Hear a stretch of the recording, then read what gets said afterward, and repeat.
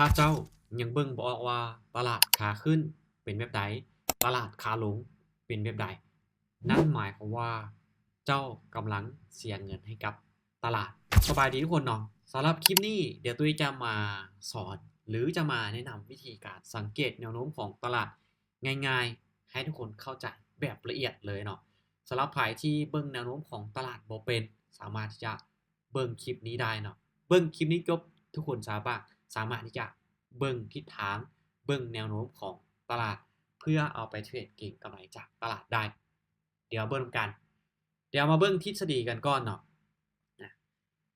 ซึ่งตุ้ยขอบอกก่อนเลยว่าแนวโน้มของตลาดเนาะเทรนหรือว่าแนวโน้มของตลาดหลักๆมีอยู่3รูปแบบ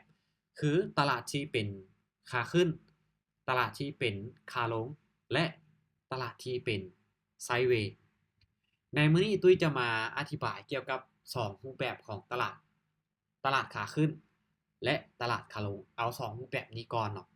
ให้ทุกคนมาเบิ่งจุดนี้ก่อนเนาะที่ว่านี่นิยามของคำว่าตลาดที่เป็นเทรนขาขึ้นเนาะหรือว่า up trend ตลาดที่เป็น up trend แม่นสภาพตลาดที่มีราคาของมันเนี่ยเคลื่อนที่คอยปรับตัวที่มันสูงขึ้นไปเรื่อยๆเนาะราคามันเนี่ยปรับตัวสูงขึ้นไปเรื่อยๆโดยที่จะมีจุดสังเกตก็คือมันจะสร้าง high high หรือจุดสูงสุดใหม่ที่สูงกว่าจุดสูงสุดเก่าและจะสร้าง lower high หรือจุดต่ำสุดใหม่ที่สูงกว่าจุดต่ำสุดก่อนหน้านี้เดี๋ยวตุ้ยจะมาอธิบายเพิ่มเติมคือทุกคนเห็นบ่เวลาที่กราฟมันขึ้นไปเนาะเวลาที่กราฟมันขึ้นไปปุ๊บมันขึ้นไปมีการย่อตัวลงมาในจังหวะที่มันย่อตัวนี่ละเขาเอิ้นว่าจุดไฮจุดนี้ละเขาเอิ้นว่าจุดไฮเนาะหลังจากที่มันขึ้นไปปุ๊บ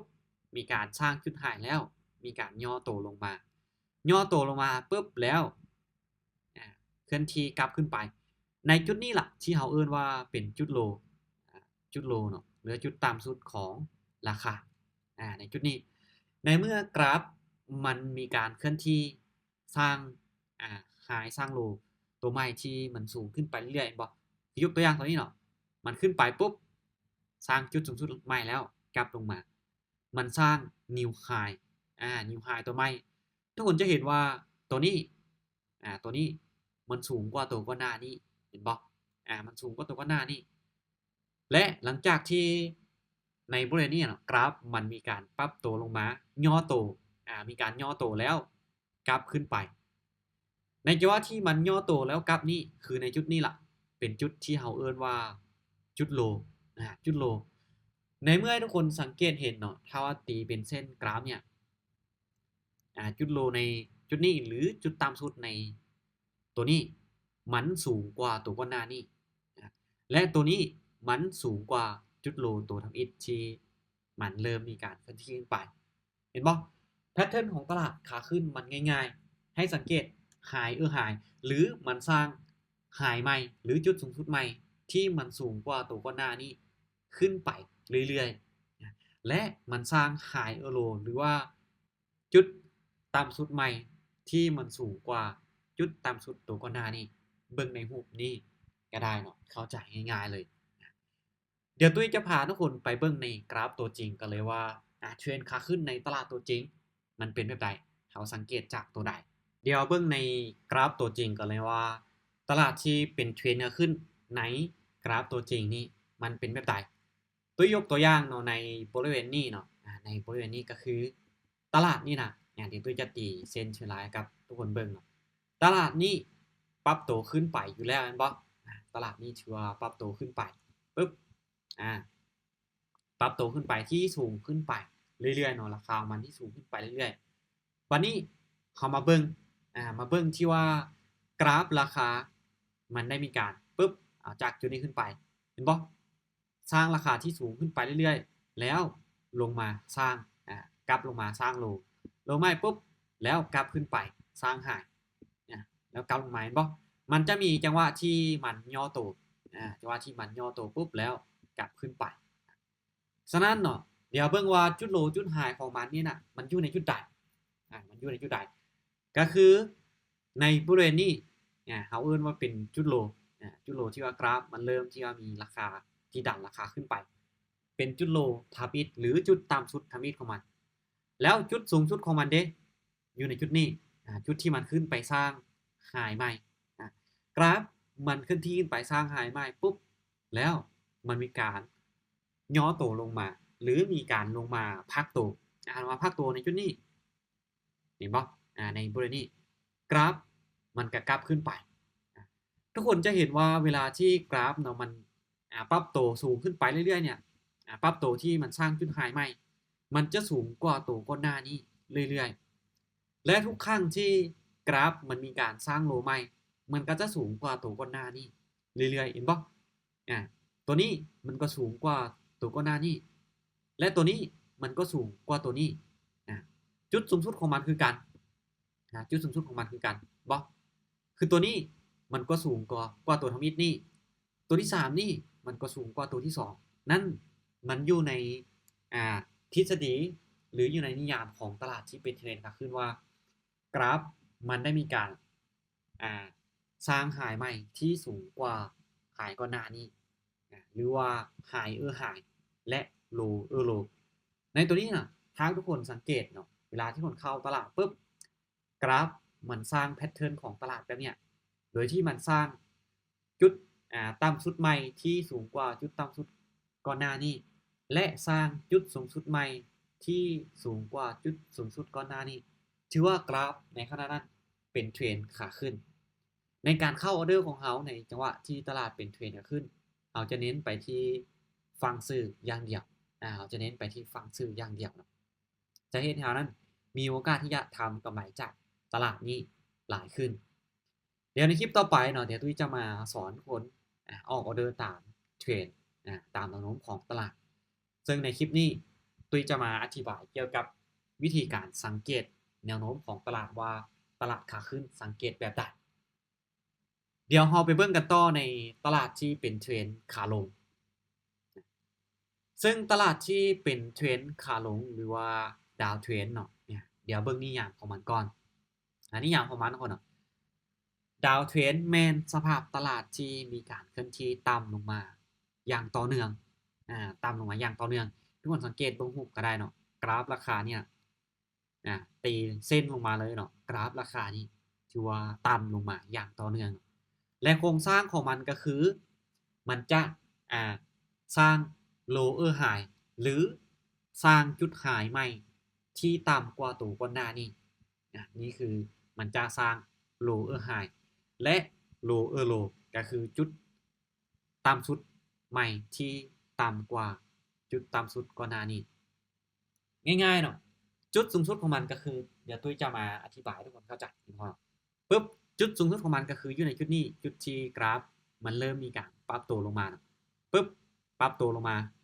คือในจุดนี้เนาะกราฟมันปรับตัวลงมาฮอดในบริเวณนี้ก็ถือว่าจุดที่มันดีดกลับในบริเวณนี้จุดที่มันดีดกลับเนาะเดี๋ยวจะเอาตัวให้มันใหญ่หน่อยนึงเอาตัวนี้ละบ่มาจุดที่กราฟมันเริ่มมีการดันราคาลงมาแล้วดีดกลับในบริเวณนี้เขาจะเอิ้นว่าเป็นจุดโลจุดโลเนาะจุดโลหรือจุดต่ำสุดของมันนั่นเองแล้วหลังจากที่กราฟมันดีดกลับขึ้นไปดันราคาขึ้นไปเป็นการที่ว่าขึ้นไปสร้างไฮใหม่แล้วกลับลงมาสร้างจุดสูงสุดใหม่แล้วกลับลงมาในบริเวณนี้เขาเอิ้นว่าจุดสูงสุดใหม่ที่มันต่ำกว่าตัวก่อนหน้านี้เห็นบ่ที่มีเครื่องหมาย LH LH นี่คือหมายความว่ามันสร้างlower high ที่มันต่ำลงไปเรื่อยๆหรือมันสร้างจุดสูงสุดใหม่ที่ต่ำลงไปเรื่อยๆเนาะคือจุดโลคือกันเห็นบ่มันหลังจากที่มันสร้างไฮใหม่ปุ๊บแล้วกราฟมันมีการดันราคาลงมาแล้วกราฟขึ้นไปจุดนี้จะเป็นจุดโลจุดโลหรือจุด LL ของมันหรือเรียกว่า lower low ที่มันสร้างจุดต่ำสุดใหม่ต่ำกว่าจุดต่ำสุดก่อนหน้านี้ทุกคนจะสังเกตเห็นได้ชัดเจนเลยว่าคือตัวนี้เนาะจุดต่ำสุดตัวที่2มันต่ำกว่าจุดต่ำสุดตัวที่1ตัวแรกเห็นบ่กราฟมันจะสร้างแพทเทิร์นของตลาดแบบนี้ไปเรื่อยๆเนาะมันจะสร้าง จุดสูงสุดใหม่ที่ต่ำลงไปเรื่อยๆและจะสร้างจุดต่ำสุดใหม่ที่ต่ำลงไปเรื่อยๆนี่คือแพทเทิร์นของตลาดที่เป็นเทรนขาลงนี่คือแพทเทิร์นของตลาดที่เป็นเทรนขาลงเพื่อให้ทุกคนเห็นภาพชัดเจนและเข้าใจได้หลายเพิ่มขึ้นเดี๋ยวตุ้ยจะพาทุกคนไปเบิ่งในกราฟตัวจริงกันเลยนะว่าตลาดที่เป็นเทรนขาลงมันเป็นแบบใดเดี๋ยวไปเบิ่งกันเลยเดี๋ยวเบิ่งในรูปแบบของตลาดที่เป็นเทรนขาลงในกราฟตัวจริงกันว่ามันเป็นแบบใดคือยกตัวอย่างเนาะคือในจุดนี้ในจุดนี้เดี๋ยวตุ้ยจะตีเส้นเทรนไลน์ให้ทุกคนนั่นได้เห็นชัดเจนเลยเนาะได้เห็นชัดเจนเลยปึ๊บตีเส้นเทรนไลน์ลงมาเลยเห็นปะแล้วจะมาอธิบายพร้อมเนาะอธิบายให้ทุกคนเห็นภาพได้ชัดเจนพร้อมคือในบริเวณนี้เนาะก็คือทุกคนจะเห็นว่ากราฟมันเคลื่อนที่หรือปรับตัวลงอย่างชัดเจนนั่นปะกราฟนี่ถือว่าเคลื่อนที่ลงปรับตัวลงเนี่ยอย่างชัดเจนราคาต่ำลงไปอย่างต่อเนื่องเดี๋ยวตุ้ยจะมาแต้มเส้นให้ทุกคนเบิ่งเนาะปึ๊บเห็นปะปึ๊บลงมาสร้างแล้วก็กราฟขึ้นไปแล้วก็ลงมาสร้างโลตัวใหม่แล้วก็กราฟขึ้นไปแล้วก็กราฟขึ้นไปในจุดนี้ปึ๊บกราฟขึ้นไปบอถือว่ากราฟเนาะมันได้สร้าง new low new high ที่มันต่ำลงมาเรื่อยๆเนาะก็คือในจุดนี้เดี๋ยวตุ้ยจะเขียนเป็นตัวหนังสือเลยซะให้ทุกคนเข้าใจง่ายเนาะว่าจุดใดเป็นจุดต่ำสุดจุดใดเป็นจุดสูงสุดเนาะโอเคในบริเวณนี้จุดต่ำสุดจุดต่ำสุดปึ๊บโอเค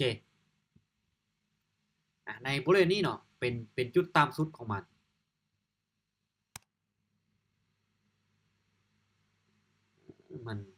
บริษัทมาเดี๋ยวเอาตัวหนังสือตัวใหม่เนาะเพื่อให้ทุกคนได้เข้าใจได้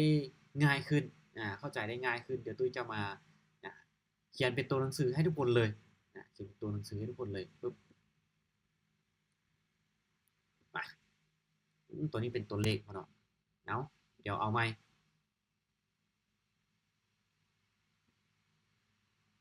เดี๋ยวเบิ่งตัวนี้ว่าเป็นตัวหนังสือป่ะ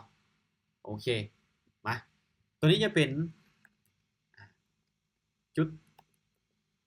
ต่ำสุดนี่ตัวนี้จะเป็นจุดต่ำสุดของมันปึ๊บมันได้มีการสร้างสร้างโลตัวใหม่มาเนาะลงรูปตัวนี้สร้างแล้ว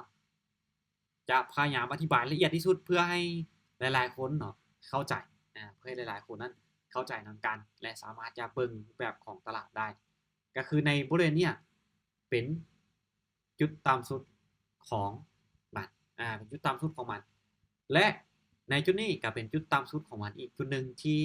มันสร้างต่ำลงมาเรื่อยๆบล็อกทุกคนจะเห็นว่ากราฟจังหวะที่มันมีการเคลื่อนที่ลงมาแล้วมีการกลับโตขึ้นไปหรือดีดกลับขึ้นไปในจุดนั้นเราจะเบิ่งว่าเป็นจุดต่ำสุดของราคาเป็นจุดต่ำสุดของราคาต่ำสุดบล็อกมันจะสร้างต่ำลงมาเรื่อยๆเรื่อยๆเนาะสร้างต่ำลงมาเรื่อยๆจุดต่ำสุดตึ๊บเห็นบล็อกคนสังเกตจากเส้นเทรนไลน์ที่ค่อยตีเสลี่ยงให้ทุกคนเบิ่งก็ได้จะเห็นได้ชัดเจนเลยว่ามันต่ำลงกว่าตัวก่อนหน้านี้หรือบอเนาะหรือมันสูงกว่าตัวก่อนหน้านี้ทุกคนก็จะเห็นได้ชัดเจนเลยตัวจะเขียนซ้ำนี้ปึ๊บเห็นปะคือตัวต่ำสุดตัวที่2นี่มันต่ำกว่าของตัวที่1และตัวที่3ต่ำกว่าตัวที่2ตัวที่4ต่ำกว่าตัวที่3ถ้าว่ามันยังสร้างแพทเทิร์นของตลาดที่จุดต่ำสุดของมันเนี่ยต่ำลงไปเรื่อยๆและจุดสูงสุดของราคานี่นะในจุดนี้เนาะจุดที่ปึ๊บจุดสูงสุดตัวนี้จุดสูงสุดปึ๊บโอเคคือในจุดที่กราฟราคามันมีการดีดกราฟขึ้นไปดีดตัวกราฟขึ้นไปแล้วมีการผลักดันราคาคือในบริเวณนี้เห็นบ่กราฟมันขึ้นไปแล้วมีการดันราคาลงมาเขาเรียกว่าเป็นจุด สูงสุดเป็นจุดกลับตัวของราคาเคลื่อนที่ขึ้นไปแล้วกลับตัวลงมาจุดนั้นเป็นจุดสูงสุดเนาะและในบริเวณนี้ก็เป็นจุดสูงสุดของราคาอีกอยู่ในจุดนี้เนาะอาจจะได้ง่ายขึ้นหนึ่งปะโอ้ยจุดสูงสุดปึ๊บโอเคคือในบริเวณนี้เป็นจุดสูงสุดของราคาที่มันเคลื่อนที่ขึ้นมาหอกในจุดนี้ปะกราฟมันลงมาสร้างจุดต่ำสุดแล้ว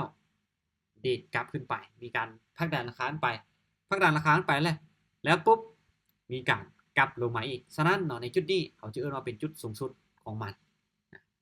และตัวนี้ในจุดนี้จะเป็นจุดสูงสุดตัวที่3จุดสูงสุดตัวที่3สูงสุดโอเคและตัวนี้จะเป็นจุดสูงสุดตัวที่4หรือว่า new high ใหม่ที่มันต่ำลงไปเรื่อยๆจุดสูงสุดโอเคเห็นปะทุกคนจะเห็นได้ชัดเจนเลยนะว่าตอนนี้เนาะมันได้สร้างจุดสูงสุดใหม่ที่ต่ำกว่าตัวก่อนหน้าเรื่อยๆเห็นปะตัวที่2ต่ำกว่าตัวที่1ตัวที่3ต่ำกว่าตัวที่2ตัวที่4ต่ำกว่าตัวที่3นั้นทุกคนก็ไปเทียบกับทฤษฎีที่ตุ้ยอธิบายไปในก่อนหน้านี้ว่ากราฟราคาเนาะมันจะสร้างจุดสูงสุดใหม่ที่ต่ำกว่าจุดสูงสุดเก่าและจะสร้างจุดต่ำสุดใหม่ที่ต่ำกว่าตัวก่อนหน้านี้แล้วแบบนี้ไปเบิ่งในกราฟตัวจริงบ่กราฟมันจะสร้างจุดสูงสุดใหม่ที่ต่ำลงกว่าจุดสูงสุดก่อนหน้านี้ลงไปเรื่อยๆและจะสร้างจุดต่ำสุดใหม่ที่ต่ำกว่าตัวก่อนหน้านี้ลงไปเรื่อยๆถ้าว่าตราบใดที่กราฟราคาเนาะมันยังสร้างแพทเทิร์นของตลาดแบบนี้ไปเรื่อยๆนั่นหมายความว่าตลาดมันยังอยู่ในแนวโน้มขาลงเรื่อยๆเนาะถ้าว่าทุกคนอยู่ในช่วงตลาดที่เป็นเทรนขาลงหรือทุกคนเข้าในช่วงที่แนวโน้มของตลาดขาลงเน้นไปที่ฟังขายหาจังหวะในการเข้าออเดอร์ขายโอกาสที่จะทำกำไรจากตลาดนี้มีสูงกว่ามีหลายกว่าอยู่แล้วเนาะฉะนั้นถ้าหากว่าทุกคนเข้าใจแนวโน้มของตลาดทุกคนจะเทรดได้ง่ายขึ้นเข้าใจแนวโน้มของตลาดทุกคนจะมีโอกาสทำกำไรจากตลาดได้หลายขึ้นถ้าว่าอยากได้เทคนิคหรือความรู้เพิ่มเติมคอมเมนต์ไว้เนาะหรือว่ากดติดตามซองของตุ้ยไว้เดี๋ยวตุ้ยจะมาเฮ็ดคลิปสอนคลิปแนะนำในอีกคลิปต่อไปเนาะสำหรับคลิปนี้มาแนะนำวิธีการเบิ่งแนวโน้มของตลาดให้ทุกคนนั้นได้เอาไปปรับใช้นำกันให้ทุกคนนั้นสังเกตแนวโน้มของตลาดให้ออกก่อนที่ควรจะทำกำไรจากตลาดเพราะแนวโน้มของตลาดนี่ก็ถือว่าสำคัญในการเทรดเนาะสำคัญหลายในการเทรดโอเคสำหรับคลิปนี้ของเราอย่าลืมทุกคนก่อนที่จะจบคลิปนี้เนาะตุ้ยขอฝากทุกคนอย่าลืมทุกคนกดติดตามช่อง YouTube ของตุ้ยแน่เพื่อเป็นกำลังใจให้ตุ้ยนั้นเฮ็ดคลิปต่อไปกดไลค์กดติดตามกดแชร์คลิปนี้ออกไปถ้าว่าทุกคนคิดว่ามันเป็นประโยชน์ให้กับหลายๆคนทุกคนเนาะโอเคสำหรับคลิปนี้บายบายได้ในคลิปต่อไปตุ้ยจะมาสอนวิธีการออกออเดอร์ตามแนวโน้มของตลาดโอเคสำหรับคลิปนี้บายบาย